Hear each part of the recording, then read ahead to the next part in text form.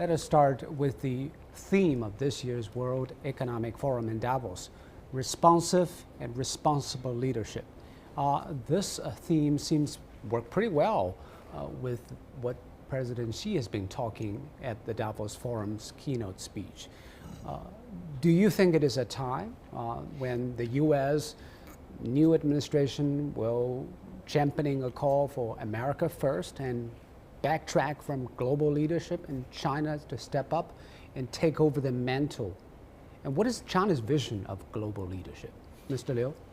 Well, I think it is really a critical juncture for the entire world to strengthen responsible leadership and in the meantime to be responding to those critical needs that are there to, not only for the global recovery, but also for the equity position of so many people at large, as we see that there is still ongoing polarization of wealth distribution and job opportunities, etc.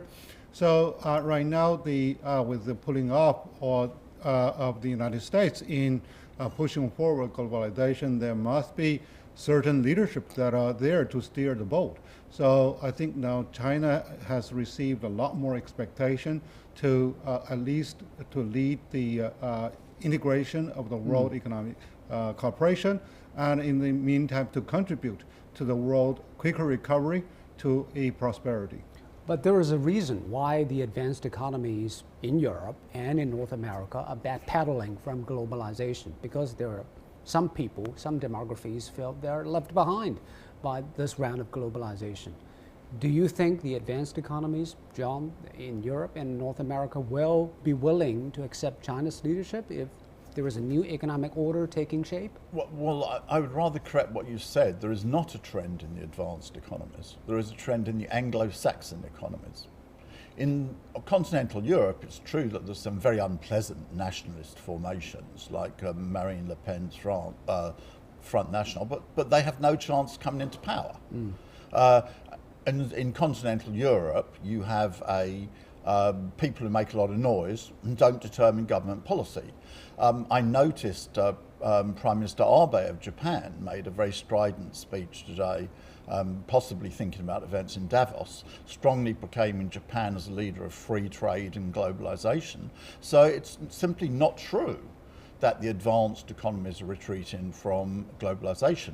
The United States is, and Britain is, but that's not even the advanced economies, not to mention most of the developing economies in the world, which remain very committed to globalization. So it is a specific problem. I would trace it back to the huge mistakes of Reagan and Thatcher. But whatever you want, wherever you want to put it, it's not a trend in the advanced economies of people in power. I don't mean individual people making a protest, but that doesn't matter. It's only America and Britain that are really retreating from globalization. So from an American perspective, let's turn to Gary. Gary, do you think China has chosen very opportune timing to give out this message of playing a leadership role in world economic governance, as U.S. is probably backtracking? Well, I certainly welcome what President Xi said about globalization, defending globalization. That's music to my ears. I think to put it into practice and to actually become a leader, China will have to do a couple more things. One of them is to open its own markets. That's what the United States did during the entire post-Second World War period. It led by opening its own markets.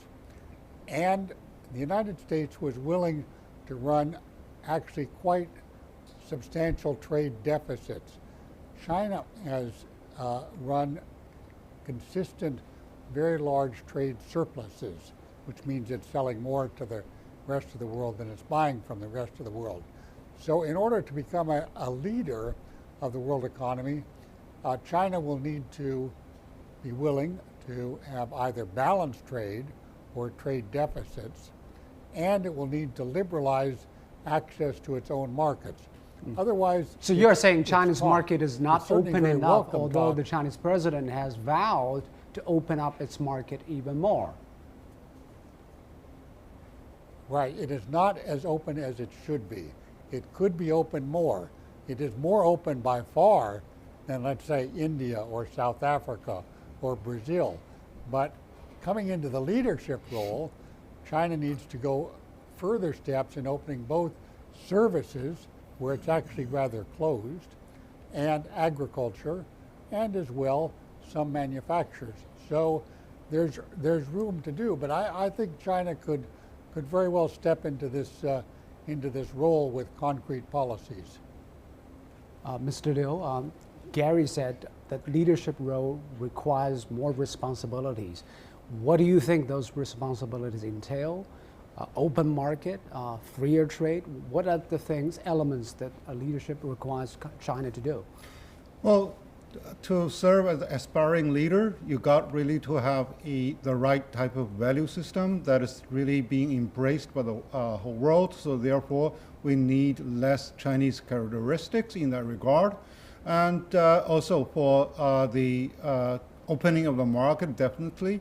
And particularly in the service sector and also in the financial market, that China is committed to do so. But we still think we are a developing economy. We cannot do the same thing as many industrialized nations do. That's true. So and the other is really communication. We need to tell the world that what are those realistic limitations we are facing, what are those challenges that we need to work together with the rest of the world to tackle the problem, not only facing China, but also facing the whole world. And also, so we need to strengthen our rule-making power. As a matter of fact, so I mean, culturally, China is highly philosophical. Mm-hmm. We also have a very strong history of ethics. But in terms of making rules, in terms of reducing every word to the letters of norms, so that's something we need to build a talent pool. John, how do Europeans feel about China's increasing will and capacity to shape economic order around the globe? Well, I think that a tremendous change has just taken place in the world. You have a situation whereby the United States, coming in president, has abandoned 70 years of American policy, which was to open up the economy to the world. So people are rather shocked by this. I mean, the reactions in Germany yesterday to the attacks on Angela Merkel, for example, and on NATO. And on NATO, yes. I mean, that's a slight military question, rather. But let's keep it just on the economic question, right? On the question of the economy, there was a very strong kickback from Germany today. They said, we're not having it.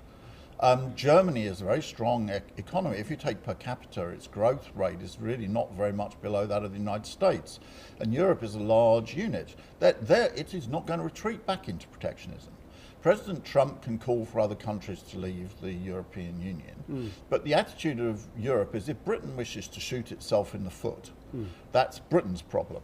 But it's not going to. Trump said Brexit is a good example. Yeah, Maybe he's hinting well, he that said other countries are going to leave. I mean, you have to understand the change in the world. I am a rather cautious person in what I say, but I will say that President Xi Jinping's speech was brilliant. And that's not a word I would normally use. And he hit all the right buttons, and you can tell it in the audience. What was it followed? It was followed by an idiotic speech about an hour later by the Prime Minister of Britain on how Britain's going to damage itself. And it will be followed by, we've already had a series of very stupid tweets and other things from the coming President of the United States. If you take thought leadership, as you like to call it, China is now a mile ahead of the leadership of the United States and Britain. One sentence that got most applause from President Xi's speech was probably when he talked about a trade war is a lose-lose for everybody. So Gary, do you think with the new administration sworn in, there is really a possibility of a full-scale trade war between number one economy and number two economy? My projection is no. I think the Trump approach is to have these rhetorical flourishes, as John Ross said, these attacks on individual companies and so forth, which gets tremendous publicity. You might even say it's politically brilliant for the U.S. political market, not for the world. But I think his advisors will caution him very much and very strongly against provoking China into a trade war. As President Xi said, this will certainly be lose-lose. It will certainly crashed the financial markets, which has been one of the kind of nice things since Trump has been elected. The financial markets are up. But does Trump and that his could team quickly go into understand reverse. that if they really want to have a confrontation with China? You have to think about two parts of the team. The first part are these trade people whom you've heard from, Wilbur Ross and Peter Navarro and Lighthizer, who's the designated U.S. trade representative. But the second part you haven't heard so much from, and that's the financial guys like Munson and Cohen and Icahn, who really have Trump's ears. They are part of his New York family, and they will be the caution notes on entering into a trade war. A trade war will not be conducive to enacting the rest of Trump's package on tax reform and on infrastructure and on health care. So my forecast, which might be wrong, is that this trade war is certainly not imminent and it may not happen at all. Talking about forecasts, let's also talk about the world economy. The IMF estimate that the world economic growth in 2017 is 3.4%. That is up from last year's 3.1%. And the fund remains confident about next year's target, 3.6%. Pump priming measures are going to push up the U.S. economy to a possible 2.3% growth in 2017. And the rate might be higher in 2018. The optimism partly comes from confidence here in China. The IMF believes that in 2017, China's growth will be higher than the estimated 6.5%, but troubled by debt problems, structural problems. And 2018 could see China's growth slowing down to 6%. So let's have a discussion about these numbers.